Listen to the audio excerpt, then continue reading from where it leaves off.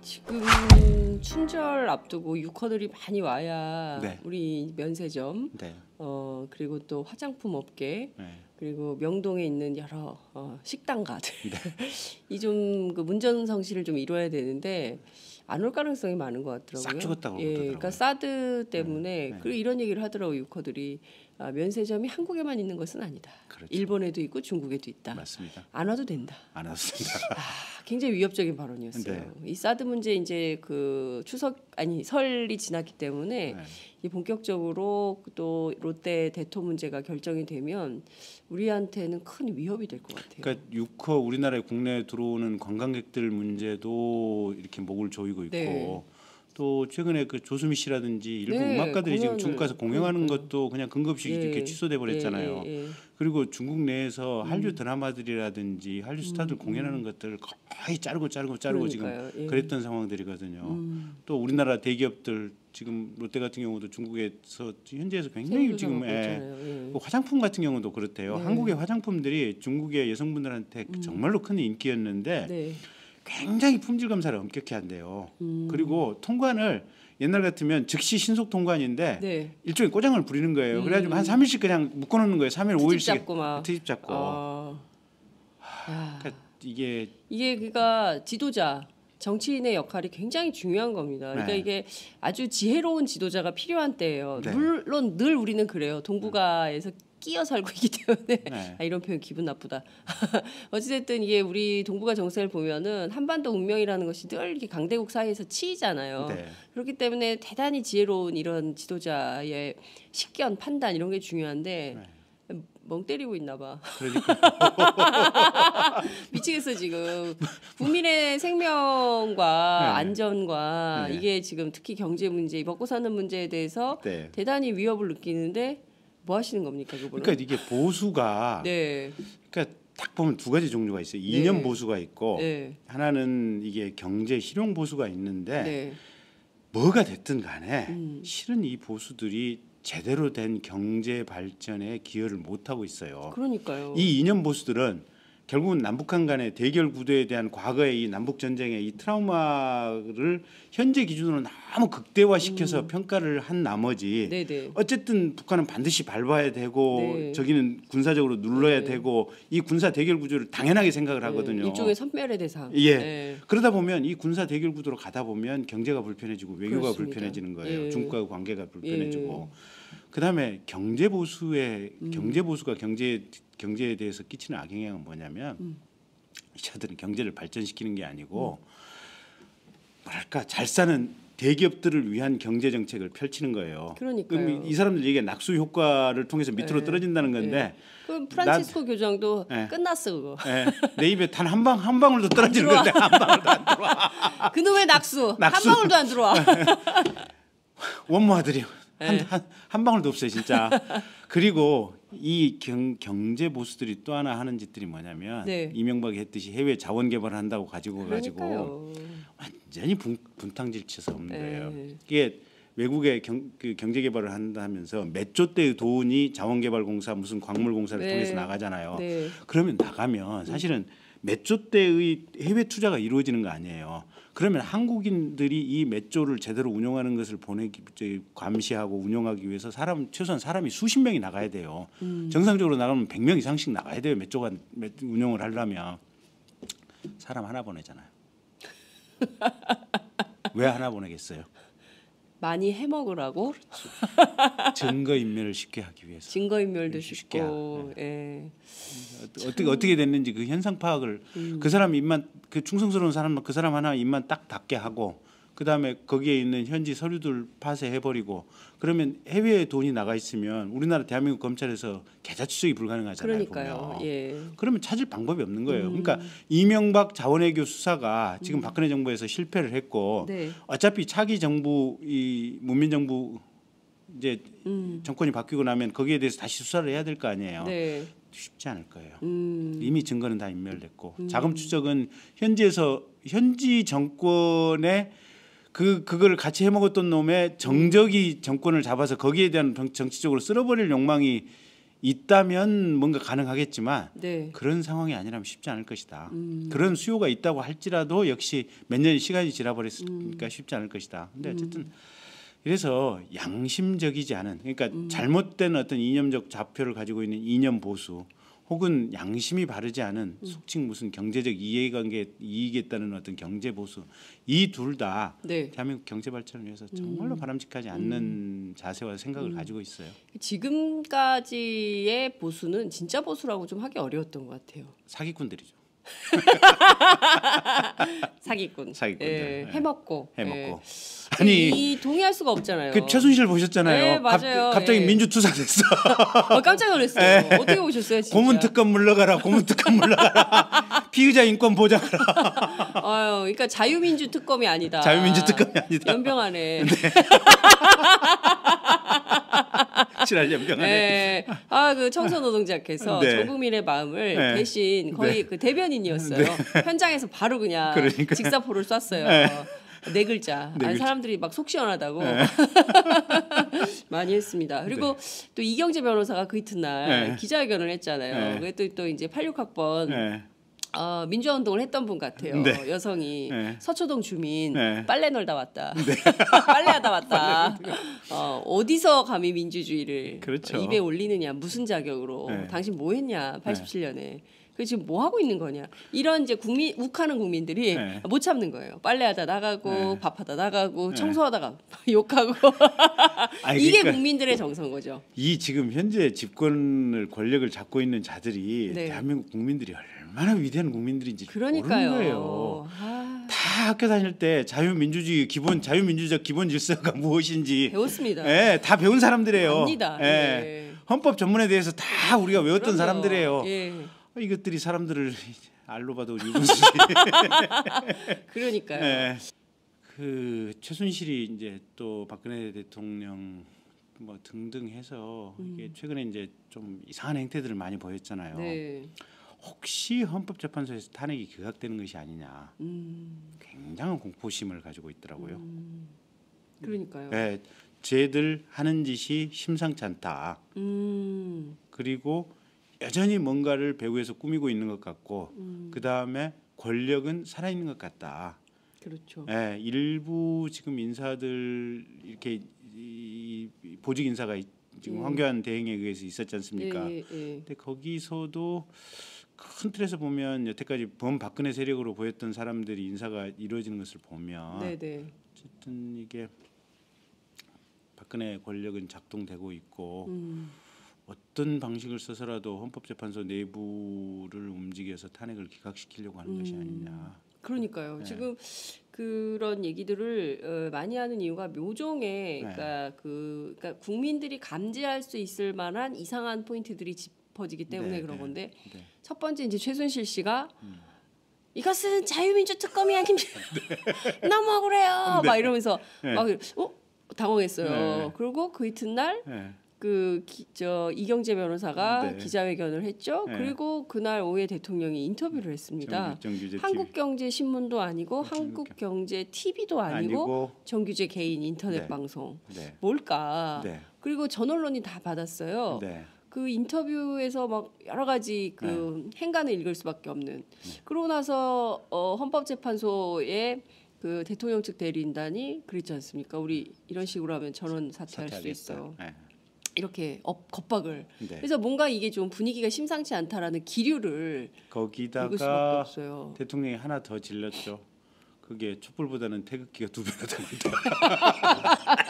그러니까 역시. 어떻게 그거를 아니 가만 있어봐. 그걸 어떻게 이해를 해야 됩니까? 그거를. 거기다가 이 태극기 아저씨들은 또 좀 몇 마디 더 덧붙였잖아요. 이거 군이 일어서야 된다. 그러니까요. 계엄령을 선포하라. 계엄령 선포해야 된다. 예. 뭐 쟤들 다 잡아놓고 싹 쓸어버려야 된다. 그러니까요. 네. 1,000만 명을 다 쓸어 넣어야 되나요? 5천만 명. 5천만 명을? 5천만 명. 그러니까요. 네. 하나하나 좀 짚어보죠, 의원님. 네. 우선 박근혜 대통령 인터뷰 내용 어떻게 네. 보셨어요? 제정신이 아니죠. 제정신이 아니고 정말로 뭐랄까 그러니까 국민들이 생각하는 수준은 90, 100이면 네. 이분의 인터뷰 레벨은 뭐 2나 3 정도. 테트리스 1단계도 못 깨고 있는 상황이야. 그걸 인터뷰라고 해. 아니 그래도 최소한 저 양 고명으로라도 저거라도 공소장에 공모하여라도 써졌는데 공모가 맞습니까라고라도 물어봐야 될 거 아니에요. 미르 K 스포츠 뭐 어쩌고 있는데 단 한마디도 없잖아요. 네. 뭐 KD 코퍼레이션에 저 납품하라고 뭐 했나요? 그거는 어떻게 해명하십니까? 저는 솔직히 말하면 기자로서 그 정규재라는 분의 질문이 황당했어요. 정말 국민들의 입장에서 대신해 가지고 물어봐야 되는 질문은 하나도 없고 뽑엔 어디 그 지라시. 뭐 이상한 질문들만 가져가 가지고 대통령에게 변명할 기회만 주고 말한 거 아니? 그게 인터뷰라고 하기 어렵다. 그러니까요. 거의 대변인의 대변인데, 그러니까 이제 인터뷰를 연출을 한 거죠. 연출을 한 건데, 정규재 이분도 신기해 보면 그분 성향을 익히 알고는 있었지만.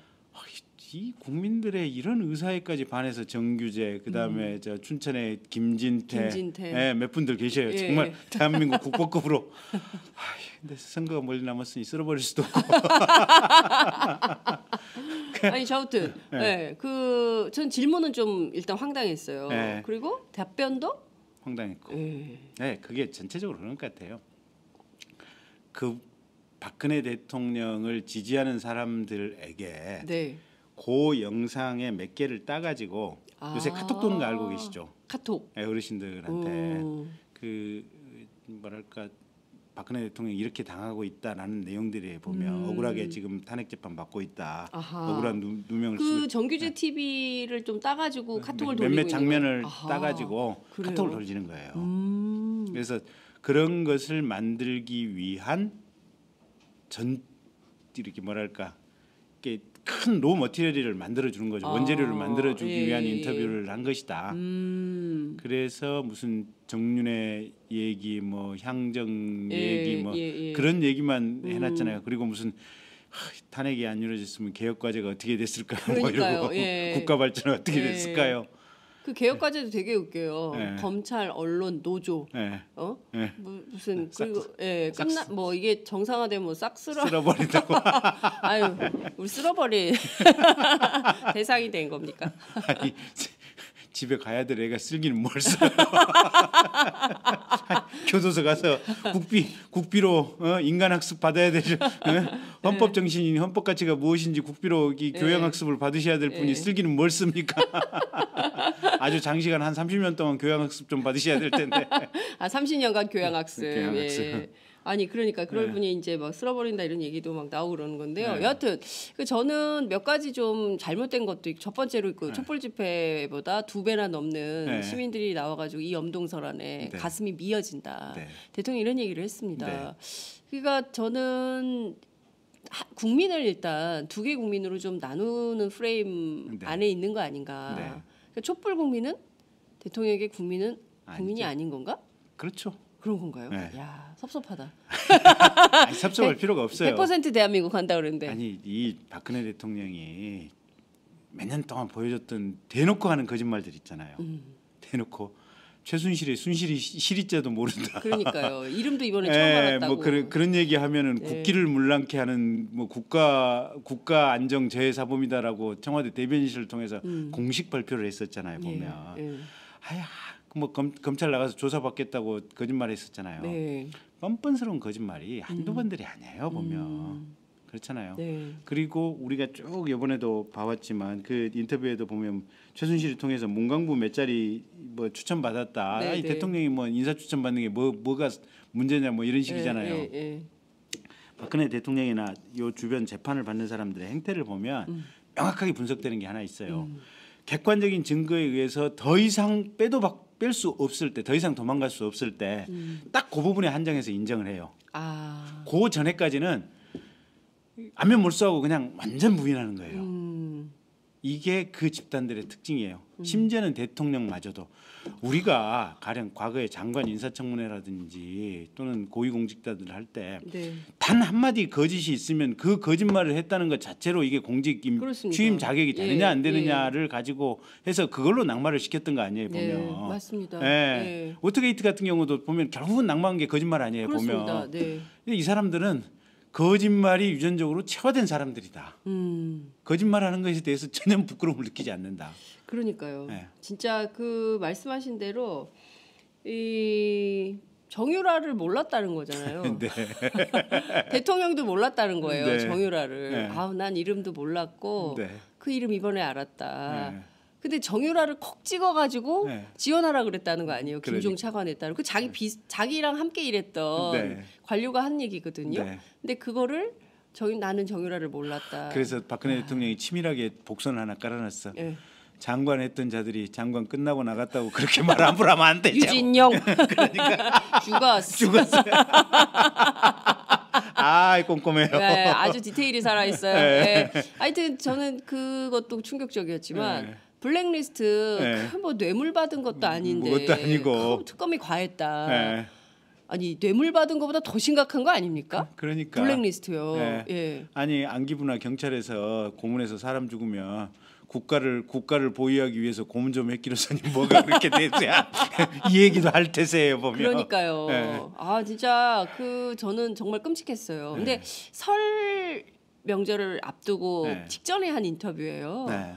어떤 목적이 있었을까요? 결국은 보수층들 네. 특히 대구 경북 쪽 민심을 최대한 살려보겠다, 불씨를 살려보겠다. 아 자신의 지지 세력을 복원하겠다. 네.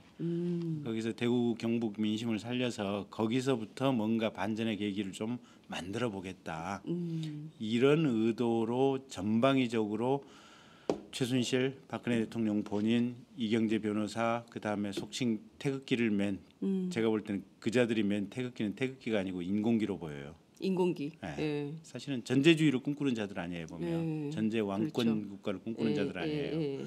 어쨌든 그런 자들이 동시다발적으로 이렇게 행동을 한 거는 결국 그거예요 보면 국민들의 자기 지지 기반들의 연민 잘못됐다고 생각하지만 연민은 조금은 살아 있을 수가 있거든요. 네. 그 연민을 다시 지지 기반으로 되살려 보기 위한 반동으로 상태다.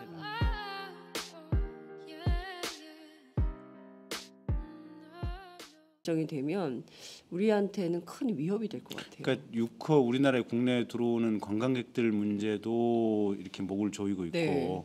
또 최근에 그 조수미 씨라든지 일부 네, 음악가들이 지금 공연을, 중국 가서 공연하는 그러니까요. 것도 그냥 근거없이 이렇게 취소돼 버렸잖아요. 예. 그리고 중국 내에서 한류 드라마들이라든지 한류 스타들 공연하는 것들 거의 자르고 지금 그러니까요. 예. 그랬던 상황들이거든요. 또 우리나라 대기업들 지금 롯데 같은 경우도 중국에서 현지에서 굉장히 지금 예.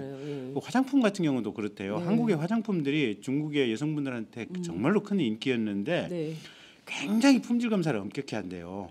그리고 통관을 옛날 같으면 즉시 신속 통관인데 네. 그러다 보면 이 군사 대결 구도로 가다 보면 경제가 불편해지고 외교가 그렇습니다. 불편해지는 거예요. 예. 중국과 관계가 불편해지고 그다음에 경제 보수가 경제에 대해서 끼치는 악영향은 뭐냐면 이자들은 경제를 발전시키는 게 아니고 뭐랄까 잘 사는 대기업들을 위한 경제 정책을 펼치는 거예요. 그러니까요. 그럼 이 사람들 얘기 낙수 효과를 통해서 밑으로 떨어진다는 건데 그럼 프란치스코 교장도 네. 끝났어 그거.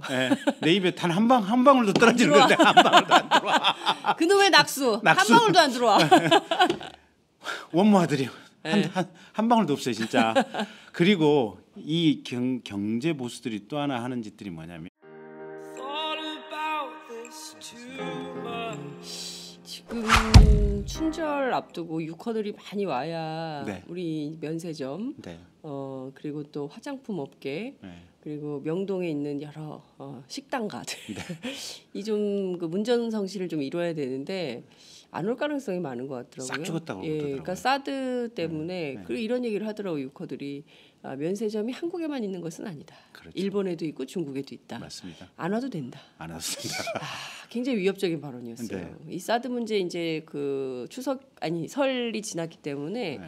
이 본격적으로 또 롯데 대토 문제가 지금 특히 경제 문제, 먹고 사는 문제에 대해서 네. 대단히 위협을 느끼는데 뭐 하시는 겁니까, 그분은? 그러니까 이게 보수가 네, 그러니까 딱 보면 두 가지 종류가 있어요. 이념 네. 보수가 있고 네, 하나는 이게 경제 실용 보수가 있는데 네, 뭐가 됐든 간에 음. 실은 이 보수들이 제대로 된 경제 발전에 기여를 못 하고 있어요. 그러니까요. 이 이념 보수들은 결국은 남북한 간의 대결 구도에 대한 과거의 이 남북 전쟁의 이 트라우마를 현재 기준으로 너무 극대화시켜서 평가를 한 나머지 네, 네, 어쨌든 북한은 반드시 밟아야 되고 네. 저기는 군사적으로 눌러야 네. 되고 이 군사 대결 구조를 당연하게 생각을 하거든요. 일종의 선멸의 대상. 예. 네. 일종의 꼬장을 부리는 거예요. 그래가지고 한 3일씩 그냥 묶어놓는 거예요. 3일, 트집 5일씩 잡고 막. 트집 잡고. 야.